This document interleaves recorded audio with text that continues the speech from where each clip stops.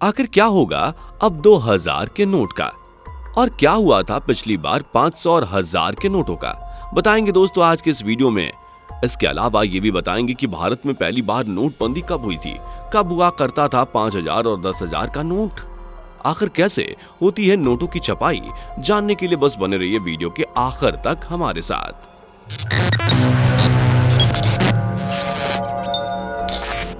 दोस्तों हाल फिलहाल में आरबीआई ने 2000 के नोटों को सर्कुलेशन से बाहर कर दिया है और आरबीआई की तरफ से बैंकों को एडवाइजरी जारी की गई है कि वो कस्टमर्स को 2000 के नोट जारी ना करें। हालांकि नोटों का इस्तेमाल लीगल टेंडर्स में होता रहेगा, तो जिन लोगों के पास भी 2000 के नोट हैं वो 30 सितंबर तक उन नोटों को बैंक में जाकर अपने खाते में जमा करवा सकते हैं या बदलवा सकते हैं। नोट बदलने के लिए एक बार में लिमिट 20,000 रुपए तक है। खैर ये तो अब तय हो चुका है कि 2000 के नोट पूरी तरह से बंद हो जाएंगे। और कब कब हुई थी पहली बार नोटबंदी? वेल, इसका जवाब तो हम आपको देंगे ही, लेकिन दोस्तों उससे पहले इस नोटबंदी के बारे में भी थोड़ा सा जान लेना चाहिए, क्योंकि आपको तो नोटबंदी के सिर्फ 2 ही तारीख या 2 ही साल मालूम होंगे। पहला साल 2016 तारीख 8 नवंबर और दूसरा साल 2023 तारीख 9 मई। लेकिन आपको जानकर हैरानी होगी कि इससे पहले भी भारत में ऐसा कई बार हो चुका है। आपको जानकर हैरानी होगी कि भारत के आजाद होने से पहले भी नोटबंदी की गई थी। 12 जनवरी 1946 में ब्रिटिश इंडिया के उस समय के governor general sir Archibald ने बड़े नोटों को डेमोनेटाइज करने का ऑर्डिनेंस पास किया था, जिसके बाद 26 जनवरी 1946 को 100 रुपए के ऊपर के सभी नोट बंद कर दिए गए। 500, 1000 और 10,000 के नोट चलन से बाहर हो गए थे।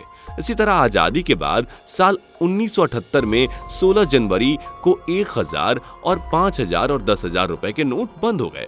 16 जनवरी की सुबह सुबह आकाशवाणी पर इसका ऐलान किया गया था। और फिर साल 2016 और साल 2023 के बारे में तो आप जानते ही हैं। तो चलिए अब जानते हैं कि आखिर नोटों की छपाई होती कैसे है, क्योंकि भैया घर पर तो होती नहीं, सरकार करती है, तो आखिर करती कैसे है, कौन लेता है नए नोट छापने का फैसला, चलिए जानते हैं। नए नोट छापने का फैसला, यूं तो दोस्तों नोटों और बैंकों का सारा काम आरबीआई ही संभालती है, लेकिन आरबीआई ये फैसला खुद नहीं लेती कि देश में कौन से साल में कितने नोट छापे जाएंगे, बल्कि इसका फैसला लिया जाता है भारत सरकार के द्वारा। तो जैसे किसी चीज को बनाने का एक प्रोसेस होता है, इसी तरह नोट को छापने के भी 2 फेज होते हैं। पहले फेज में आरबीआई की तरफ से गवर्नमेंट को नोटों की प्रिंटिंग के लिए एप्लीकेशंस भेजी जाती हैं। फिर दूसरे फेज में सेंट्रल गवर्नमेंट और आरबीआई के बोर्ड के सीनियर इकोनॉमिस्ट कई चीजों के बारे में विचार करते हैं, जैसे कि देश की जीडीपी, ग्रोथ रेट वगैरह, उस साल कितने नोटों की जरूरत होगी और कितने नोट प्रिंट करने चाहिए वगैरह वगैरह। और बाद में गवर्नमेंट द्वारा आरबीआई को नोट प्रिंट करने की परमिशन दे दी जाती है। वैसे दोस्तों बता दें कि आरबीआई द्वारा नोटों को यूं ही नहीं प्रिंट किया जाता। यह काम भी आरबीआई मिनिमम रिजर्व सिस्टम के तहत करती है, जो कि भारत में साल 1956 में लागू हुआ। अब आप यही सोच रहे होंगे कि अब ये क्या भला है। दरअसल इस सिस्टम के तहत नोट छापने के लिए आरबीआई के पास 200 करोड़ रुपए का रिजर्व होना चाहिए, और इन 200 करोड़ रुपए में से 85 करोड़ रुपए की फॉरेन करेंसी और 115 करोड़ रुपए का सोना होना चाहिए। आरबीआई के लिए ये इसलिए जरूरी है ताकि फ्यूचर में वो डिफॉल्टर घोषित ना हो जाए। कहाँ होती है प्रिंटिंग? चलिए दोस्तों, ये तो आपने जान लिया कि कौन फैसला लेता है और किस तरह नोट की प्रिंटिंग के लिए डिसाइड होता है। अब बात करते हैं कि कहाँ नोट छापे जाते हैं। जी हाँ, बता दें कि भारत में फिलहाल 4 जगहों पर नोट की प्रिंटिंग की जाती है। जैसा कि हमने बताया कि आजादी से पहले भी नोट बंद हुए थे, तो उस समय भारत में सिर्फ एक जगह पर ही नोट की प्रिंटिंग की जाती थी, और ऐसा करने की जरूरत भी थी, क्योंकि उस समय इंग्लैंड से नोट मंगाने पड़ते थे। दरअसल ब्रिटिश सरकार ने साल 1862 में पहला नोट छापा था, जो कि यूके की एक कंपनी द्वारा छापे जाते थे। फिर करीब 200 साल बाद 1920 में ब्रिटिश सरकार ने नोट को भारत में छापने का फैसला लिया।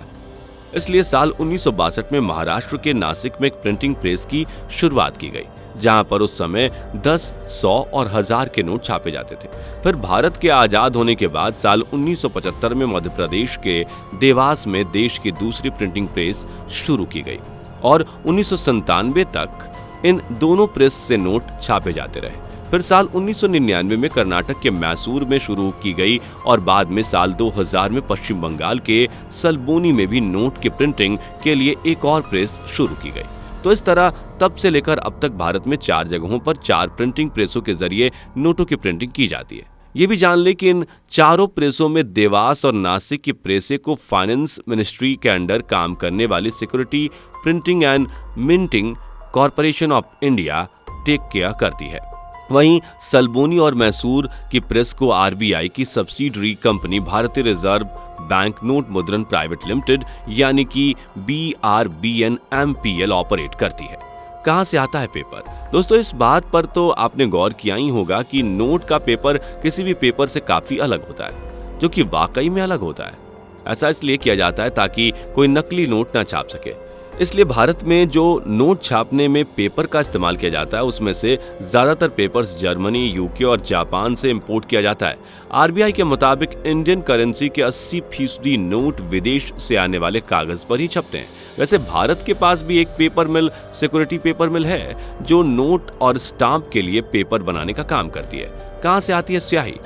इसके अलावा रही बात नोटों पर प्रिंटिंग के लिए इस्तेमाल की जाने वाली स्याही की, तो बता दें कि नोटों की प्रिंटिंग के लिए इंटेग्लियो, फ्लूरोसेंस और ऑप्टिकल वेरिएबल इंक का इस्तेमाल होता है। और ये स्पेशल स्याही स्विट्जरलैंड की कंपनी सिक्पा से मंगाई जाती है, जो कि दूसरे कई देशों को भी स्याही एक्सपोर्ट करती है। वैसे अब दोस्तों, कर्नाटक के मैसूर में भी BRBNMPL की स्याही बनाने वाली यूनिट वर्णिका की स्थापना की गई है, ताकि भारत खुद ही स्याही बना सके और बाहर से किसी देश से स्याही मंगाने की जरूरत ना पड़े। और जैसा कि हमने बताया, नोटों की प्रिंटिंग के लिए इंटेग्लियो, फ्लूरोसेंस और ऑप्टिकल वेरिएबल इंक का इस्तेमाल होता है। तो बता दें कि इंटेग्लियो इंक का इस्तेमाल नोट पर दिखने वाले महात्मा गांधी की तस्वीर छापने में किया जाता है।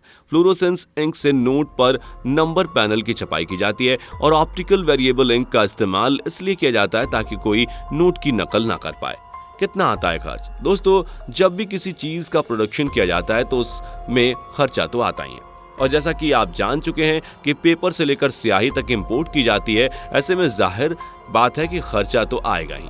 तो दोस्तों, मीडिया रिपोर्ट्स की माने तो 5 रुपए के नोट को बनाने के लिए 50 पैसे, 10 रुपए के नोट में 96 पैसे और 50 के नोट में 1 रुपए 81 पैसे और 100 के नोट में 1 रुपए 79 पैसे की लागत आती है। क्या हुआ पुराने नोटों का और क्या होगा 2000 के नोटों का? दोस्तों, पिछली बार की नोटबंदी के बाद आपको जानकर हैरानी होगी कि आरबीआई ने 30 जून 2017 को 500 और 1000 रुपए के पुराने नोटों की कुल संपत्ति 15.28 लाख करोड़ रुपए बताई थी।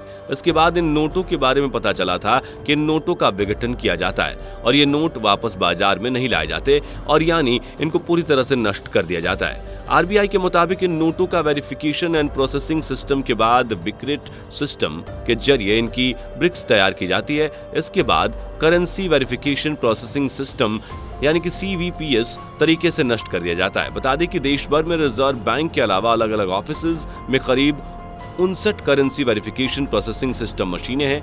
इन्हीं के जरिए नोटबंदी में वापस आए नोटों के असली होने की जांच की गई और फिर उन्हें काट कर नष्ट कर दिया गया। इसलिए पहली स्टेज में करेंसी नष्ट करने के लायक है या नहीं, ये देखा जाता है।